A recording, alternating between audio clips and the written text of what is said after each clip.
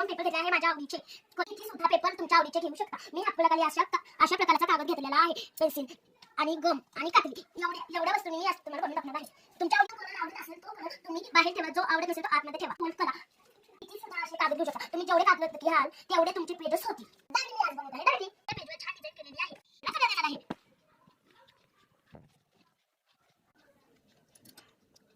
देऊन झालेला आहे. आता मी ह्याला सुद्धा डिझाईन केलेली आहे. हे आता आपल्याला इथे चिटकायचं आहे आणि ह्याला आपल्याला हे चिटकून घ्यायचं आहे या लेशेच्या पद्धतीने. असं गम लावून इथे. आता माझी डायरी तयार झालेली आहे. आता ह्याच्यामध्ये लिहायचं. टीचरांनी सांगितलेलं होमवर्क आहे. असं खोलून ह्याच्यामध्ये लिहू शकतो आपण. आता माझी डायरी तयार झाली आहे. हे बघा.